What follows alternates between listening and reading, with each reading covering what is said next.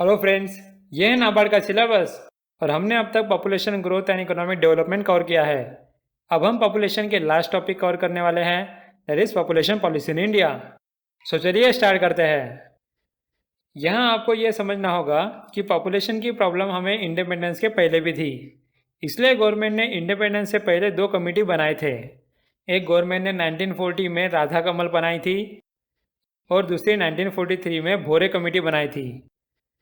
इन दोनों कमेटी ने population control करने के सजेशन दिए थे और साथ ही पॉपुलेशन का अच्छा यूज़ करके इकोनॉमी कैसे बढ़ाए वो भी बताया था।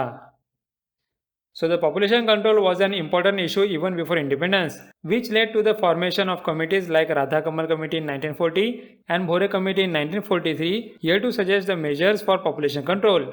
This intervention of government is necessary not only to control population but also utilizing population for maximum economic development. Next friends, independence होने के बाद भी गवर्नमेंट ने पॉपुलेशन कम करने में कॉन्सेंट्रेट किया था। यहाँ लोगों को क्लिनिकल सर्विसेज प्रोवाइड करना शुरू किया था और साथ ही कॉन्ट्रासेप्टिव्स भी प्रोवाइड किए थे। फिर भी पॉपुलेशन बढ़ रहा था। फिर गवर्नमेंट ने 1966 में एक फैमिली प्लानिंग पे डिपार्टमेंट निकाला। वहाँ मीडिया का यूज़ करके जैसे कि न्यूज़पेपर या टीवी वगैरह में या फैमिली प्लानिंग की इंफॉर्मेशन लोगों को दी गई, लेकिन फिर भी रिजल्ट उतने अच्छे नहीं आ रहे थे। So family planning in 1950s concentrated on providing expansion of clinical services like contraceptive in both rural and urban areas, but still growth rate of population was higher than expected. By failing to achieve its goal, government in 1966 formed a separate department named Department of Family Planning. This department conducted target-oriented programs using mass media, but still results were unsatisfactory. फिर government ने एक बड़ा step लिया। उन्होंने 1976 में एक national population policy निकाली। यहाँ बहुत सारे बातें किए गए। एक तो बर्थ कंट्रोल करने के लिए लोगों को फाइनेंशियल इंसेंटिव्स दिए गए। नेक्स्ट, लड़कों और लड़कियों की शादी करने की एज बढ़ाकर 21 और 18 की गई, जिससे चाइल्ड मैरिज बंद हो जाए। उसके बाद महिलाओं को एजुकेशन देने की बात की, जिससे वो एम्पावर हो जाए। नेक्स्ट, फैमिली प्लानिंग प्रमोट करने के लिए मास मीडिया का यूज़ करने की बात की। हम दो हमारे दो का कैंपेन उसी वक्त से शुरू हुआ था।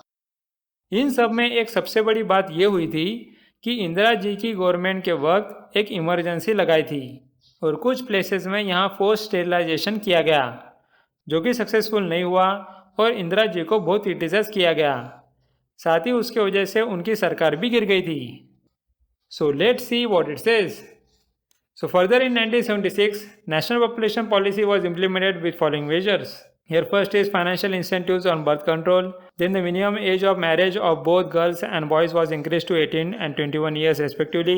Then improvement of literacy levels among females. Then use of mass media for promoting family welfare programs, the benefits of family planning like Hum Do Hamare Do. Then expansion of quality education. Then during the period of emergency, Indira Gandhi government adopted compulsory sterilization in some places, which was further criticized. After 1976 की national population policy fail होने की वजह से government ने एक नई policy लाने का सोचा और उसके लिए उन्होंने एक वर्किंग ग्रुप बनाया जो प्लानिंग कमीशन के अंडर था। उस वर्किंग ग्रुप ने यह रिकमेंड किया कि हमने इन्फेंट मोर्टेलिटी रेशियो को इम्प्रूव करना चाहिए, फिर बर्थ रेट रिड्यूस करना चाहिए, देन लोगों की इकोनॉमिक कंडीशन इम्प्रूव होनी चाहिए। और उसी दौरान ये भी देखा गया था कि गवर्नमेंट ने जो 1991 के लिबरलाइजेशन, प्राइवेटाइजेशन और ग्लोबलाइजेशन रिफॉर्म्स लाए, उससे इकोनॉमी डेवलप हुई थी और लोगों की इकोनॉमिक कंडीशन इम्प्रूव हुई।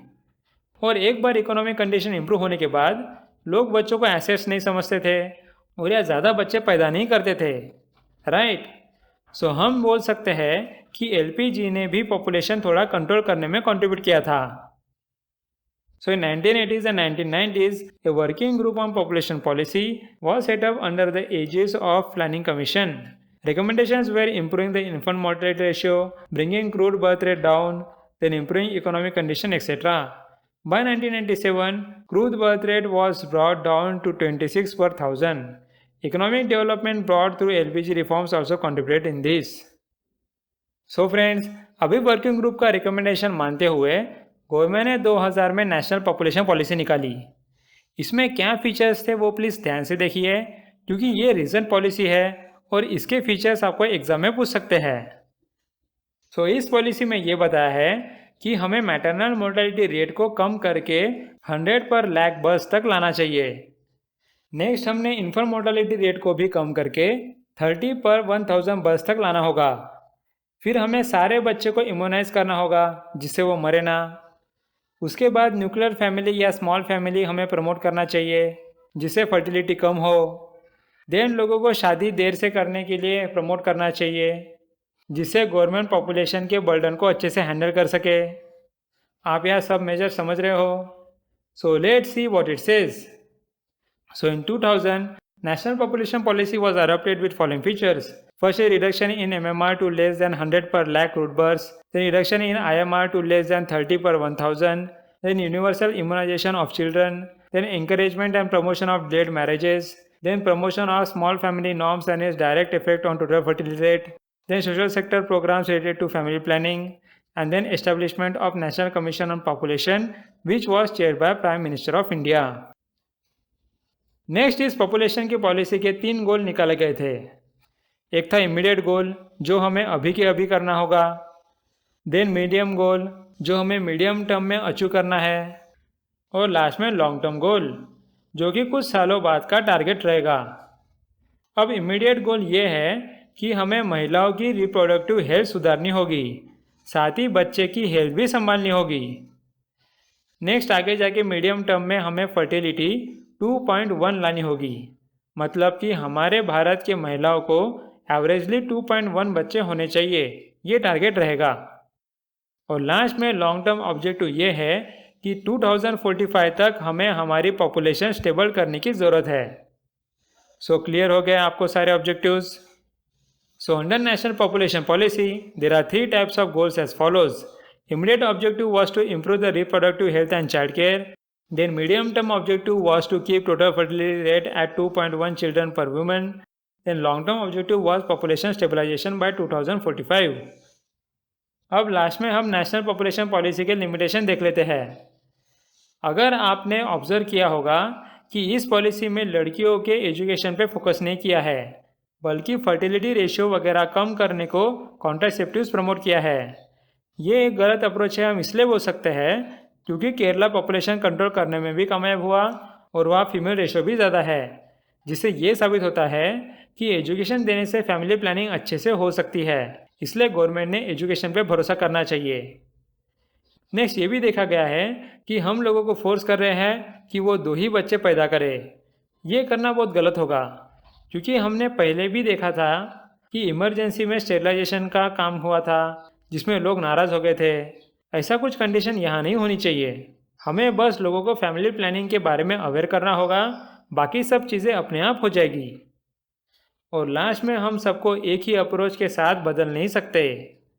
हमें यह समझना होगा कि इंडिया एक कल्चरली डाइवर्स कंट्री है जहाँ हर कल्चर के नियम अलग होते हैं, इसलिए हमें सब पे एक ही रूल नहीं लगाना चाहिए। So limitation of the government policies are very less emphasis on expansion of quality education and more focus on clinical approach and aggrandizement of the use of contraceptives. The coercive measures can affect the dignity of people, which might result in gender imbalance and high dependency ratio. India is a country with different religion and culture where one size fits all approach cannot work. So friends, यहाँ हमारा population का पूरा topic cover हो गया है। Next video में हम अगला टॉपिक कवर करेंगे। So thanks for watching and meet you in the next video.